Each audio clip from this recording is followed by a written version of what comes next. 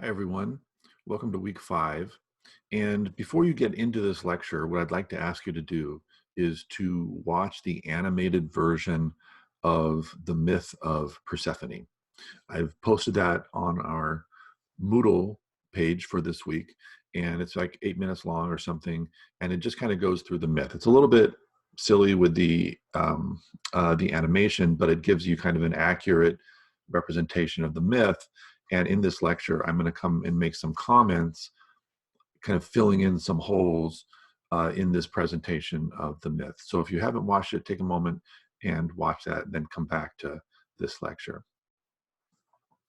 Okay, what I want to cover is Greek views of the natural world, classical Greek views.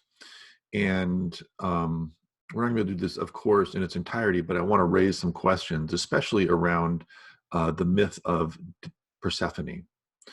But let me kind of begin by saying your views of the Greeks and the natural world could be a little bit skewed, because what you've encountered for sure is the Republic and Plato. And that's a pretty discounting view of the physical world. I'm going to share a screen here, and we're going to look through some slides.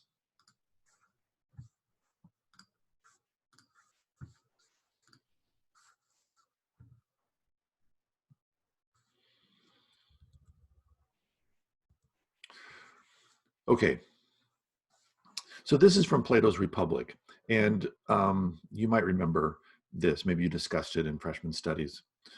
Apply the analogy to the mind. When the mind's eye is fixed on objects illuminated by truth and reality, it understands and knows them, and its possession of intelligence is evident. But when it is fixed on the twilight world of change and decay, it can only form opinions. Its vision is confused and its opinions shifting, and it seems to lack intelligence. So this is Plato thinking about, where does certainty of knowledge lie?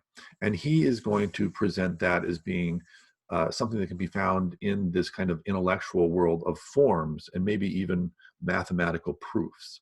So in a lot of ways, true certainty is found when you close your eyes and enter into this world of pure intelligence. And where you would be misled, as far as Plato is concerned, is if you open your eyes and look at the world, which is filled with change and decay. And of course, change and decay are hallmarks of life, right? Why would you look at all these things, these thousands, millions of creatures and varieties and change that's happening in this world? That is a path to confusion, as opposed to the mathematical proofs that you can have if you just close your eyes and think, right? So Plato gives us a view, a philosophy which is not really consistent with studying the natural world. Now, his student is also very famous and named Aristotle. And Aristotle is, by many accounts, the first biologist. Now, he's responsible for more than just that, but he has very long texts about biology. And he comes to a very strikingly different conclusion than Plato. This is Aristotle from his book, Parts of Animals. We therefore must not recoil with childish aversion from the examination of the humbler animals. And you can read that. That is basically a direct response to Plato. Every realm of nature is marvelous. And as Heraclitus, when the strangers who came to visit him found him warming himself at the furnace in the kitchen and hesitated to go in, is reported to have bidden them not to be afraid to enter, as even in that kitchen divinities were present. So we should venture on the study of every kind of animal without distaste, for each and all will reveal to us something natural and something beautiful. Absence of haphazard and conduciveness of everything to an end are to be found in nature's works in the highest degree, and the end for which those works are put together and produced is a form of the beautiful. So there is beauty and wonder to be found in everything that's in the world.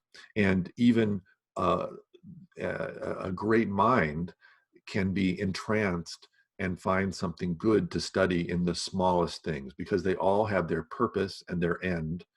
And that is something that can be studied and pursued and is good for the person for us to understand.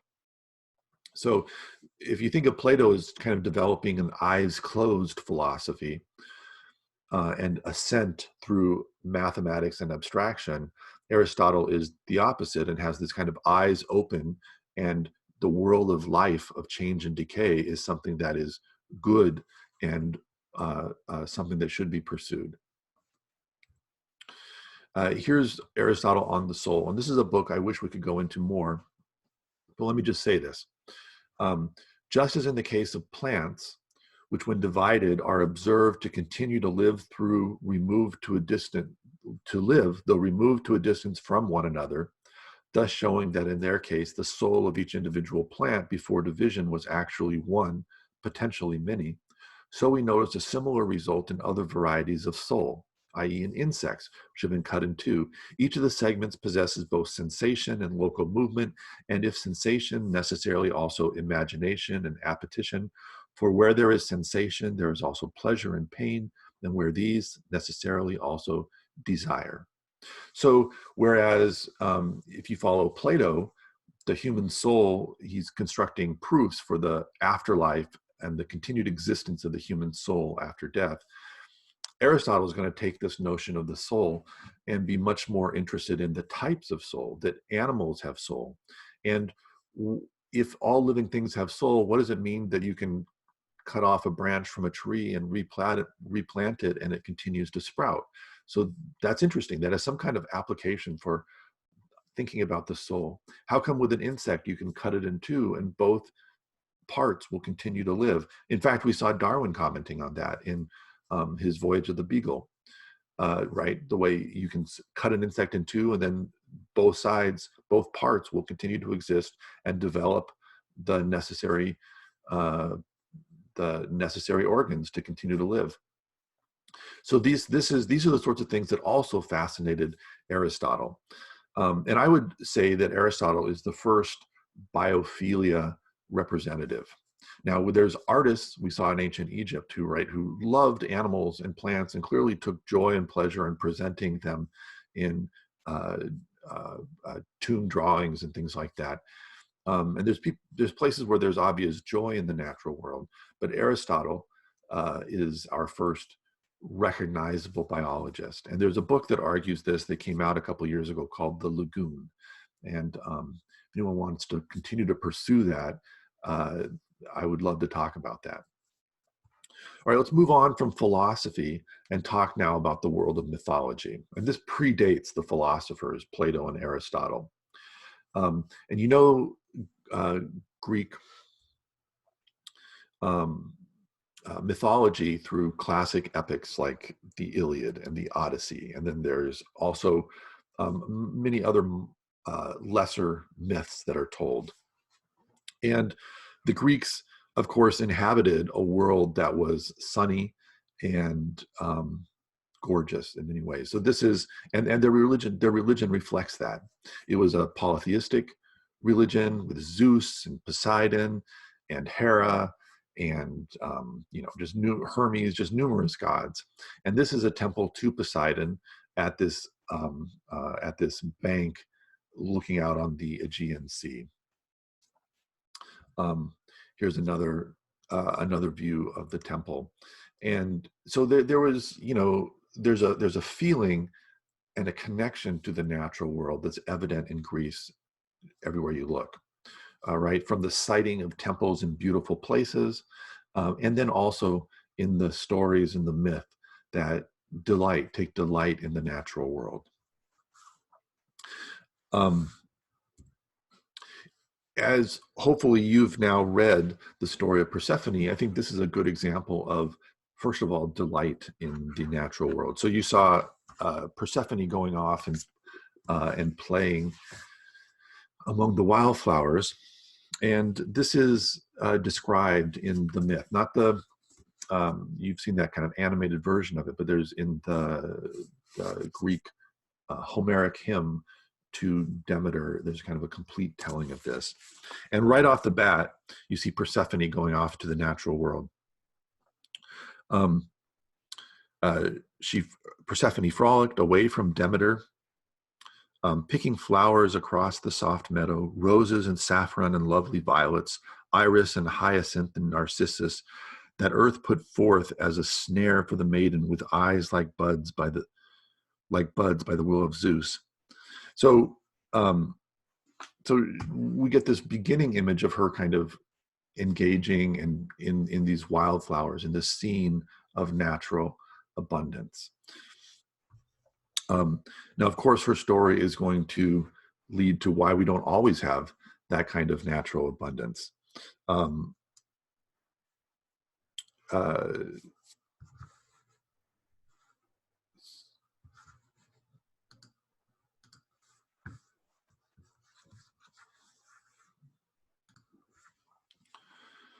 Now, at its heart, the myth of Persephone is a story of why we have the seasons, right? I mean, that's a big part of human existence in certain parts of the world, is this seasonal nature of the and rhythm of life. That there's a blooming in spring, a thriving in summer, and then a fading of that in fall, and then certainly winter. And so on its face, that's what we get with the myth of Persephone. I'm sure you've already realized that is an accounting for why do we experience the natural world in the way that we do.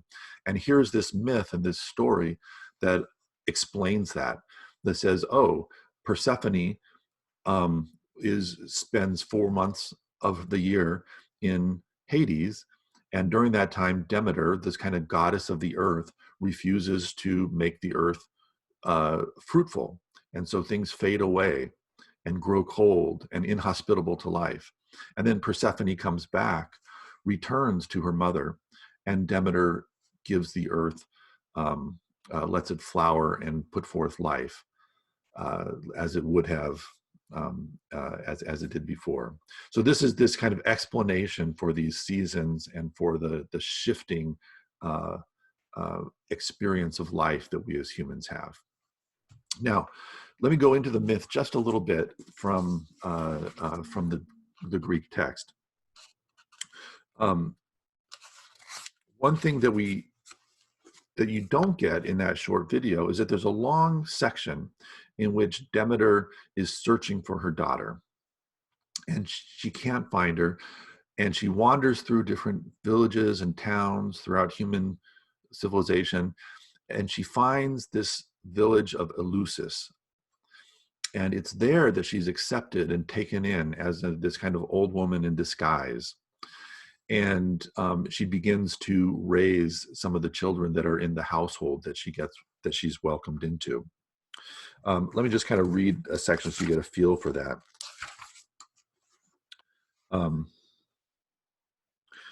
So this is when she realizes that her daughter is missing. Then in her anger at the dark cloud son of Cronos, she's angry at Zeus. She turned away from the gods' assembly and long Olympus, and for a long time she traveled to the communities of men and their rich farmlands, effacing her beauty, and no man or deep-girt woman looking upon her knew who she was, until the time when she came to the house of wise Kilios, who was then the ruler of fragrant Eleusis. And then there's this long section of her in Eleusis. And you might ask, well, why? Why this section? And in fact, that animated version of the video kind of cuts it out. Well, one reason for that is because Eleusis was the home for Demeter. In mythology and in Greece, and it was the site for these Eleusinian mysteries, where people who were initiated would come and they'd relive and represent this story, this myth, and relive it in various ways. Now, you can only guess that how exactly it happened, because it was a mystery religion. People wouldn't come out and tell you everything that happened, and we still can't fully recreate it. But there are hints. For example, there's reference to a stool, and then a skin that was laid over the stool. And then when Demeter sits in this new family, she's given a drink called kikion, which is some kind of a barley mixed drink. And that's what all the initiates in the Eleusinian mystery religions would drink. So we're getting hints throughout the myth that there are rituals connected with it, and that people would come, they would attend, and then they would symbolically reenact this story. And then because of the care that the Eleusinians give, they end up building a temple for her. They construct a temple, and then this becomes kind of a blessed place, and this is where people come. And this was a site of pilgrimage and annual rituals for the ancient Greeks. Let me just read a passage here. This comes up in the story. She reveals herself. She says, "For I am Demeter, the honored one, who is the greatest boon and joy to immortals and mortals. Now let the whole people build me a great temple with an altar below it, under the citadel's sheer wall, above Callicoron, where the hill juts out. As to the rites, I myself will instruct you on how in the future you can propitiate me with holy performance." So that's the whole point of telling this story. And I think this is what's really important. It's not simply an intellectual myth so that you can walk around and understand in your head. This is why we have seasons. It is a ritual and something that you can join and be a part of. And this story is relived through those through the retelling of the story and through the rituals. Let me just go back to a shared screen, do this a little bit smoother than my last transition. And show you some pictures of what Eleusis looks like.